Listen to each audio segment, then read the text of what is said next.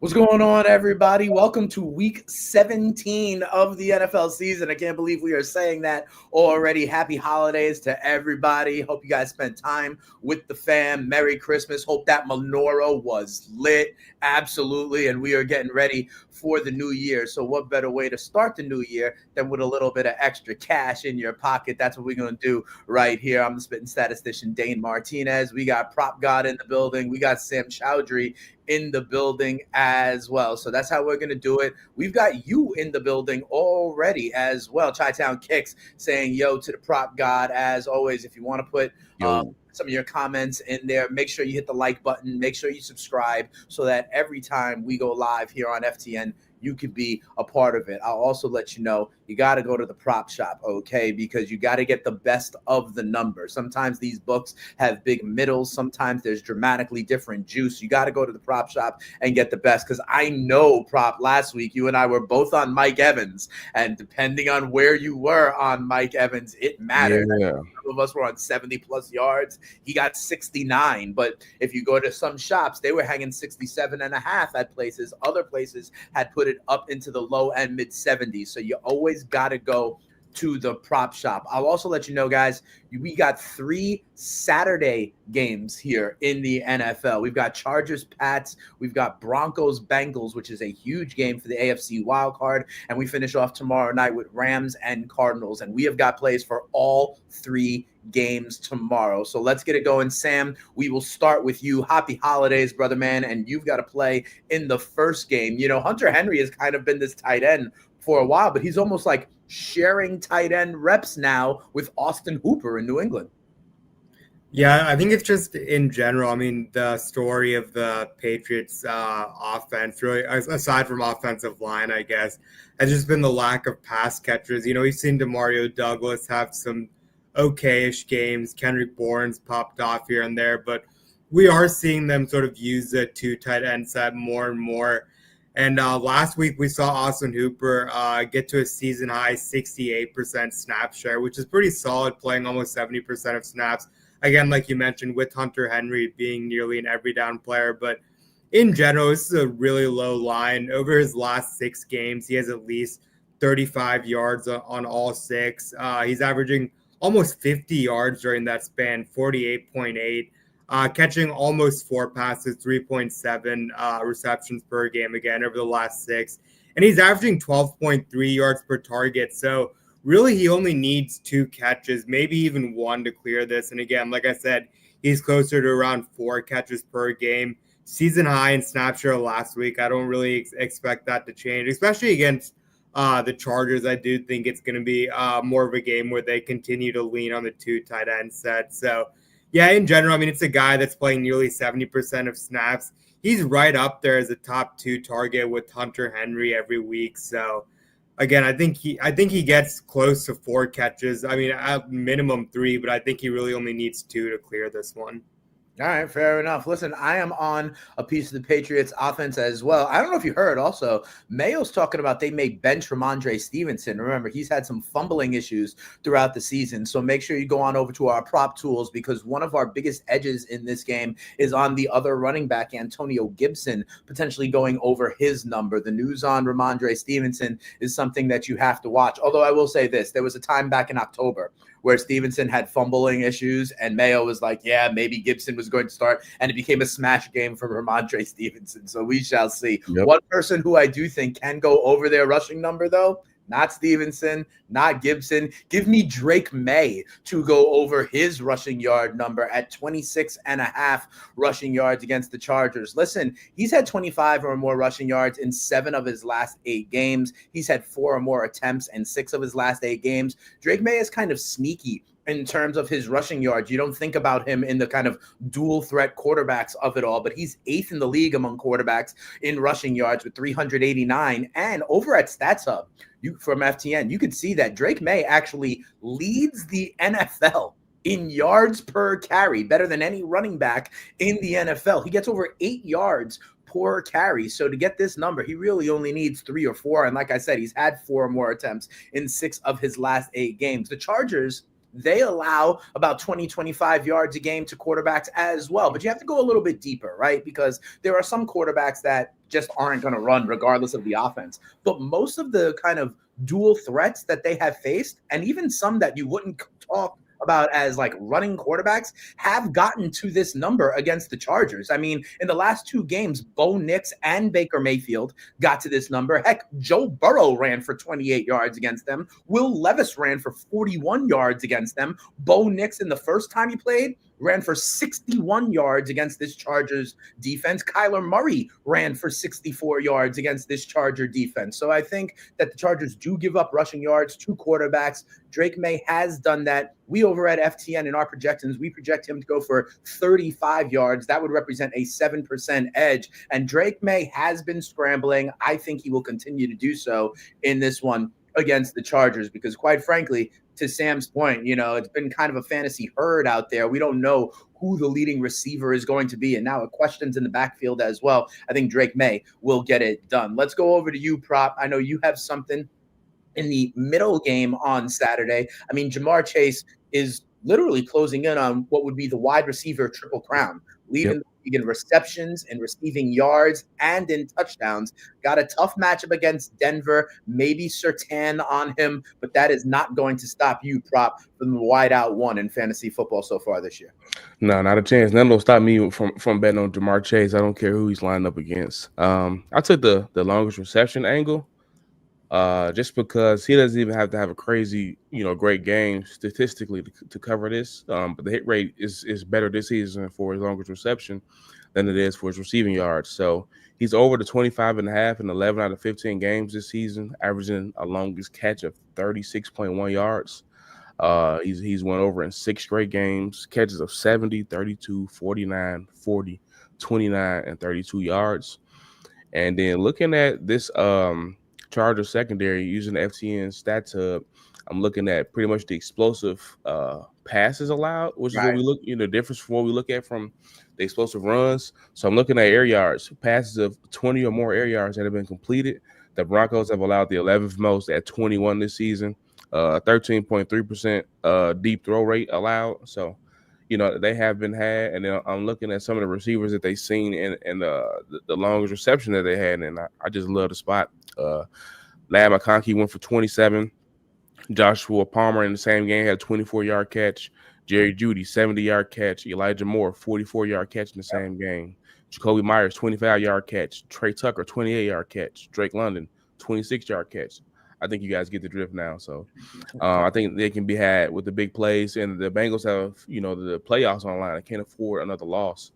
And Denver is one of the teams that's in front of them. So I expect a, all-out effort from Chase and Burrow.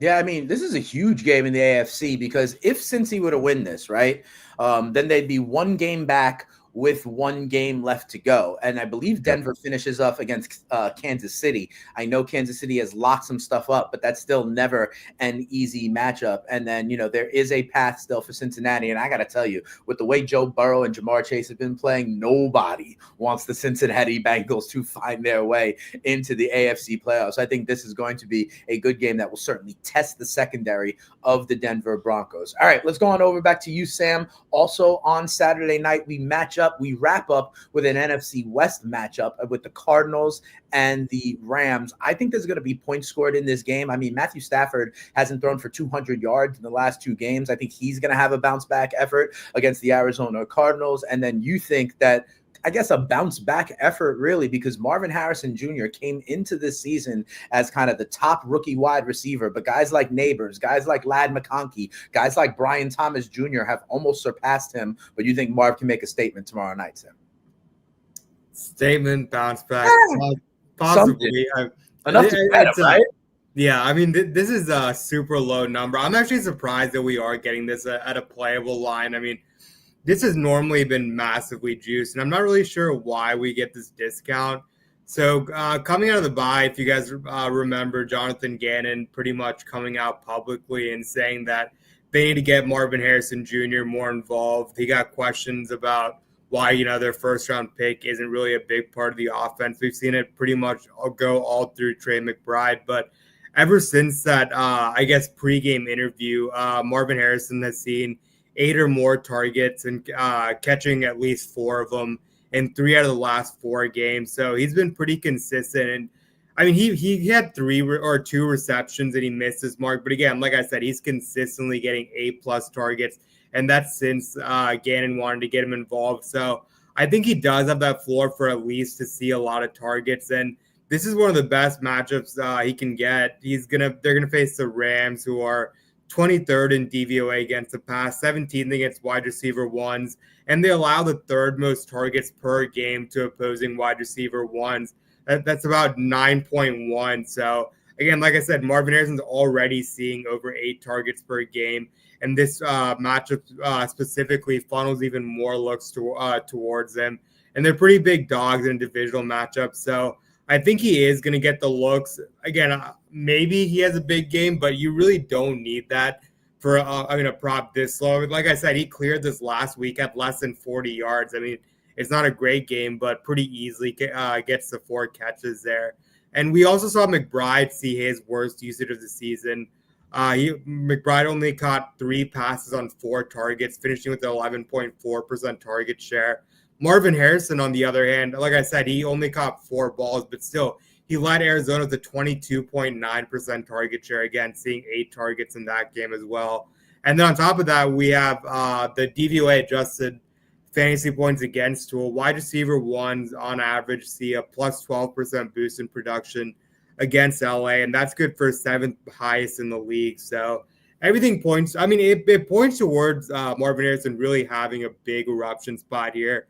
But at a 3.5, he really doesn't need that. He can have a mediocre game and catch 4 passes. Yeah, I mean, listen, because of his performance so far this year, the numbers have gone a little bit down. So being able to get over 3.5 is a little bit of a discount. I will also say this, our FTN betting models have a big edge in this game as it relates to the Cardinals. Okay, we project this to be like a 1-point game between the Rams and the Cardinals. So there is a 12% edge taking the Arizona Cardinals plus the 6.5. We have an edge going over the 47.5 in this game as well. We got people in the building, Swiper SD saying, yo, what up to everybody trying to get a little bit of extra cash here for the holiday season. I mean, prop, I do it every single week. You know what I do. I see who are the New York Giants facing, who is their running back, and how can we play them? Well, and it's been like good spots. It's been good running backs lately, and that continues. So, prop, you know who I'm on. Give me Jonathan Taylor this week. 2 different ways you could play it, prop, and I'm going to ask you which one you like better. His number is 97.5, which is pretty high, but I ain't scared. I'm going over that number. I gave you Bijan Robinson last week. I gave you Rico Dowdle on Thanksgiving. I gave you Bucky Irving the week before that. All of them have smashed, and I think Jonathan Taylor will do it either. Or, you know, you can bet them both, quite frankly, in my opinion, over 97.5 rushing yards and or the longest rush over 18.5 yards. If you've been watching this show, you know it, but I will give you the stats again. The Giants' run defense is blunt guts trash. They give up 4.8 yards a carry. That's tied for 3rd worst in the NFL. 2.8 yards per carry after contact. They are not tackling the ball carrier right away. That is tied for 2nd worst in the NFL. And then Prop was talking about those explosive runs, right? In the pass game, we look at things that go over 20 yards, but in the run game, we look for runs that are 10 or more yards. The Giants have allowed, you ready for this? 64 explosive runs, okay? They've only played 16 games. We're talking about 4 per game they allow that go over 10 yards. 14% of the carries against the Giants go for more than 10 yards. And in those carries, they average 19 yards given up. So that is over the 18.5. The Giants also give up on average 114 yards per game to the running back position. That is the 4th most. Like I said, Bijan was in the 90s, Dowdle over 100, Bucky pushing 90 or 100 as well. And Jonathan Taylor has been good lately. Okay. I actually said last week that I thought Jonathan Taylor was going to have a big game because he was embarrassed about dropping the ball at the goal line and costing Indianapolis maybe a playoff spot in that game a couple of weeks ago. But Jonathan Jonathan Taylor has had 96 or more yards in his last 3 games. He's had 22 or more attempts in his last 3 games. And there's now questions about Anthony Richardson. If Anthony Richardson is going to start or if Joe Flacco is going to start. If it is AR and he's banged up, I think that's more on the run game anyway. And if it is Joe Flacco, I actually think that's better for the entire offense, if you want to know the truth. So I think Jonathan Taylor will continue to eat against this Giants defense. Jonathan Taylor has 604 explosive yards on carries that go more than 10 yards. That's 4th most in the NFL. He's also, the thing is with Indianapolis, they've been running the ball a ton. We'll see what happens if it's Flacco, but their run rate of 61% is the highest in the NFL over the last month. So they run the ball a ton. Jonathan Taylor has been getting going, and we continue to attack this Colts defense. We've got to see what's going on with Anthony Richardson versus Joe Flacco, but I am still on this one. I mean, prop. What do you say? Me betting against the New York Giants run defense. I'm surprised you don't have a Jonathan Taylor prop. You're muted, prop. Yeah, am I good now? Yep, you are. So I thought about Jonathan Taylor. I don't know how I forgot. So I'm glad you put it back on my mind. But if I had to go with one, I mean, I think it's got to be the longest rush, Longest rush. 64 in 16 games. That's insane. It's only one defense that's worse. Yeah, and I forgot to target them. So I'll talk about that at the end. That's shame on me. I can't believe we didn't take this one. I mean, that's the beauty about Stats Hub, right? Once we get into this part of the season, you know the kind of stats you like. You went with the air yards, right, for the longest reception for Chase. I always continue to sort by the defense, who gives up those explosive runs, the percentages, and then how much happened on them. So, you can get into a habit of how you use all the stats over at Stats Hub, because it is a ton. We got Mom Who Bets in the building saying good morning to Prop and friends. Good morning. We also got everybody out there saying good morning, gents. We're trying to get you that cash. Let's go back to you. We'll go to you, Prop, here, because we got Washington and Atlanta in an interesting game. I mean, Atlanta needs to kind of, win out to keep pace in the NFC South, and Washington looks like they are a playoff team led by the combination of the likely Rookie of the Year throwing it to Scary Terry. And I know Scary Terry is finally happy. He has a quarterback, right? And it's showing. So I'm going to go with Scary Terry, 60-plus receiving yards. I like to find these all lines because a lot of times you'll see these weird numbers that they have these guys listed at, 62 and a half, 65 and a half. Like they won't hit that, but the hit rate for like the 60-plus will be much better. So it's not too much of a difference with Terry, but I took the 60-plus because he's over in 9 out of 15 games compared to being over his regular line in 8 out of 15. So took that little edge. He's got at least 60 receiving yards in 4 straight games. And he's got a good history against the Falcons, averaging 84 receiving yards in 2 games against them. Looking at this Atlanta defense, they've been able to been had all season. They don't get a lot of pressure on the quarterback. Receptions, they're allowing the 4th most per game to opposing wideouts at 13.4. Receiving yards, they're in the middle of the pack as far as yards allowed. I think they are, I want to say 13th. Oh, no, I'm sorry. They're 9th, actually.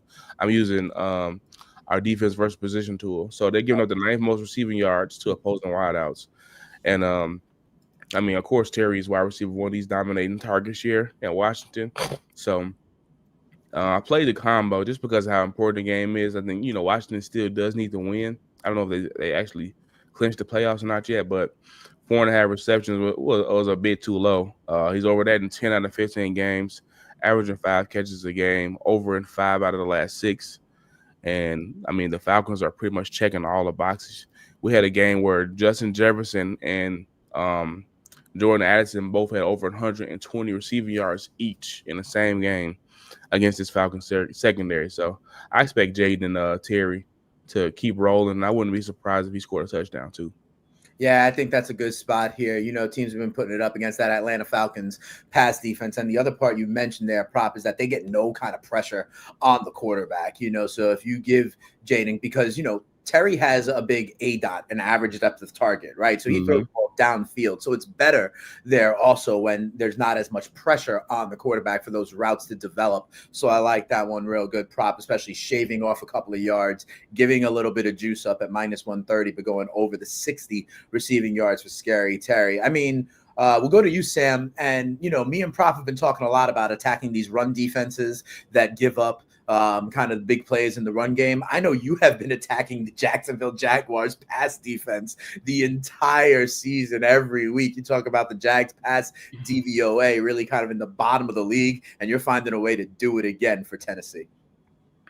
Yeah, it's a perfect combination of honestly, I mean, this was a guy, if you guys remember last week's show, I was pretty bummed out that we didn't have Chig's prop lineup, but I pretty much said that if it opens anywhere in the low 30s, I really want to grab that. I was shocked when I saw the number open up. It was at 26.5 last week. And I mean, as soon as I got it, I sent it everywhere in the Discord and blasted it on out. And I mean, he cruised to the line, but really, I think I've just been super encouraged with his usage. And I was expecting his usage to sort of stay sticky from, I guess, going back to week 15 then. But we saw even better usage this past week. It was his best usage of the season. He ran a route on 85.7% of Mason Rudolph's dropbacks. He saw double-digit targets again for a second consecutive week, catching 8 passes on 11 targets for 81 yards. So, I mean, at this point, this guy has a floor of almost 6 catches. And, I mean, if he gets even 5, I think he gets this pretty easily. I still think this number should be closer to around 40. I mean, again, I thought this was going to be a 40.5 line, but we get this line, and aside from the usage, like you said, it's the best matchup on the board. Jacksonville is dead last in DVOA against the pass.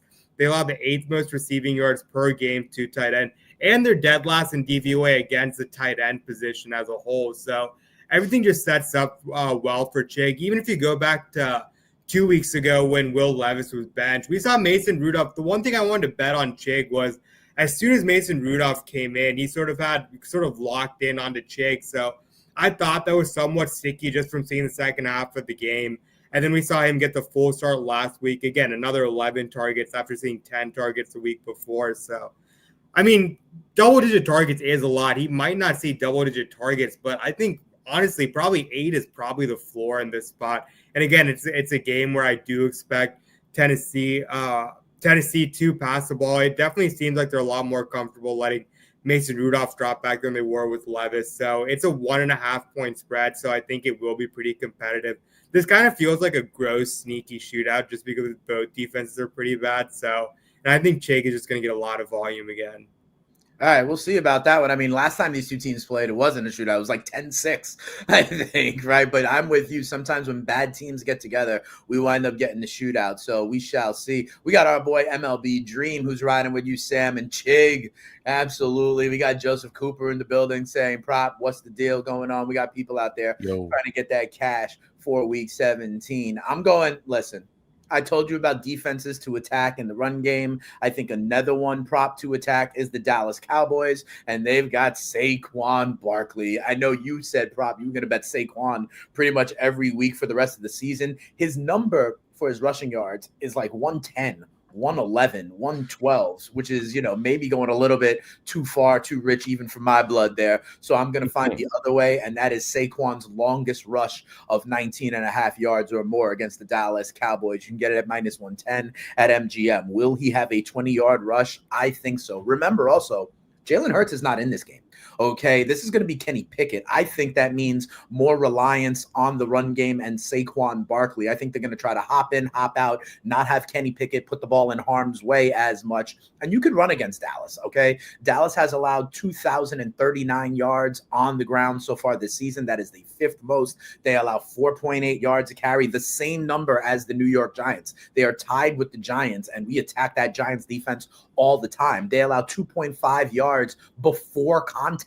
That is the most in the NFL. They don't stuff the run. Over at Stats Up, we have a stat, which is the stuff rate, which is the amount of runs that, unlike the explosive runs that go for 10 or more yards, we also track how many runs get stopped for no game or negative yardage. And the Dallas Cowboys stuff rate is only 14%. That is the second lowest in the NFL. They are not stopping the runner behind the line of scrimmage. You put Saquon and that offensive line against this defensive front for the Dallas Cowboys, I think you're getting Saquon going. And will he get a 20-yard rush? I think so. Saquon is obviously the RB1. He's the leading running back in the league. He's got 1,838 yards. There is a chance for him to get the record for Eric Dickerson. He would need to average 134 yards in these last 2 games. That's part of the reason that the rush number, the number is like 110, 115, because they know that people are going to think that he's going to try and get to this number. They know that Jalen Hurts is not there. Man, Saquon's averaging 6 yards a carry. He's had 42 explosive runs. That leads the league. He's had 9 breakaway touchdowns. Those are long touchdown runs. And if he has one against Dallas, we will hit this prop. Saquon has had a 20-yard run in 5 of his last 6 games. 10 of the 15 games he's played in so far this season. He's had an 18-yard run in 12 of the 15 games he has played this season. So I do believe he'll have another one in this one, and that'll be enough to get on this number. We got also, listen, Sosa saying that Hurts is pretty much out. I agree with this one. Saquon's prop number is at 111.5. That's why I'm going with the longest rush instead of that one. I think he's going to get there because I think they're going to try to get him this record, especially with Hurts out, right? But I'm just saying, I think this is the better way to go about it. Sosa, big friend of the show, big fan of the prop god, saying happy holidays to everyone. What do you think, prop? Because I know you're trying to find ways to bet Saquon. I'm doing the longest rush here instead of the number because I think he gets it, but that is a big boy number. So, yeah, I'm not mad at the 19.5. I really love to catch him at 17.5. That's where he was at last week, and he cashed it on the first carry of the game with a 20-yard run. So I definitely think he'll get there. And when you got rushing yard props sitting at 111 yards, you got to have a couple 20-yard carries in there to help you get through. So with no Hurts, I think they're relying on Saquon. I don't think as much that they can do to stop him either. So I'm good with the longest rush. But I do think he'll still go for about 150 rushing yards. I think so too. I think they're going to try and get him this record, to be quite honest. I think, Saquon won't talk about it much, but I think the offensive line will want it. The team wants it. So we shall see. Hey, Sam, as I put up the slate here for week 17, we got the 3 games going on Saturday, Monday Night Football, Detroit and San Francisco. Anything you like on the slate? And because I know you like to back the Lions, but they have been eviscerated with injury these days. Can they still cover a 3.5 on the road against San Fran, or is there something else you like here on the board? That game is kind of tough. I really don't know what to make of this San Francisco team. Like, I refuse to believe that they're this bad. So that's sort of a shy away spot for me just because it's in San Fran. Honestly, it's going back to that Dallas-Philly game.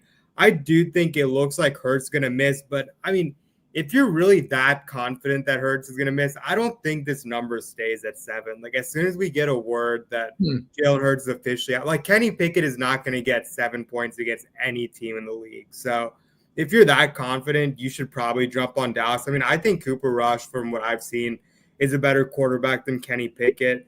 I mean, A.J. Brown, he's still banged up. So I think just top to bottom, CeeDee Lamb hurts, but I don't know. If it's Cooper Rush versus Kenny Pickett, I would love to get that 7-point number, but I don't think that's going to stay. It is one that I have my eye on. As soon as we get word, I'd want to jump on Dallas, though, at the 7. All right, what about you, prop? I mean, we got an interesting game in the NFC North here between the Packers and the Vikings, which is under a point. But the fact is, there's going to be 12 or 13 win teams in that division that are on the road in a wild card situation, which is absolutely crazy. I think, listen, I saw what Cleveland looked like with DTR on the center, and it was not good. Miami has still something to play for. I think they can win by a touchdown, even though it is on the road. Is there anything on the board that you're looking at so far, prop? It was nothing really that piqued my interest. Just looking at it. Yeah, I know, you got a lot of teams with things to play for. You got a couple matchups where it doesn't matter at all. Yep. But as far as spreads, it was nothing that really stood out to me. I'm not mad at what Sam said with the number. They just confirmed that Hurts is still in concussion protocol, and that was about 10 minutes ago. So the line could start to come down. I'm not mad at that, but it will be no CeeDee Lamb for the Cowboys either. So it just could be – it's probably just going to be an ugly game, I think the Bengals and Broncos would be close. If I had to go with a spread, I would go with Cincinnati, but do I want to lay 3 with that defense? Right. So a lot of questions, but nothing that I'm really loving as far as the side this week. All right, fair enough. Listen, I think Cincy is hot. I do think they're going to be able to put up a number. And I mean, Denver has been good. Their defense has been good. But I believe Cincinnati's kind of on a mission. They know they lost all of their wiggle room, all of their cushion. Joe Burrow, to be quite honest, if Cincinnati was in the playoff chase a little bit more, might be in the MVP conversation as well. Sosa, World Network, talking about the 49ers saying, like Buzz Lightyear, they're not flying, they are just falling with style because of all these injuries. And we're talking about the injury luck. And I think that's ultimately what may prevent the Detroit Lions from making it all the way to the Super Bowl. That and Dan Campbell going absolutely bonkers with some of his decisions on fourth down and onside kicks. But I digress. Next week, I put out an article every year about what players still have stuff on the line as per contract incentives, okay? There are always a few players who are right around what they need to get, another $250,000. Like Tony Pollard is one of them. J.K. Dobbins, who comes back, is one of them. Zach Ertz is another. So I'll be sure to tell you guys about that next week. Sam, what are you working on, brother man, for week 17 and into the new year? Yeah, since we got the Saturday games, the DFS content sort of doubled, so there will be core plays and articles Saturday. Same thing on Sunday. We'll have showdown. Someone will take care of the Saturday showdown. I know I'll be doing the Sunday as well, but yeah, I mean, season's winding down, but I feel like there's still a lot of work left to be done. So. Absolutely. And then you got NBA, we got NFL playoffs to be sure as well. Prop, you were doing the route tree article. What else? What other work you got going on out there this week? Then I got the playbook dropping on Saturday.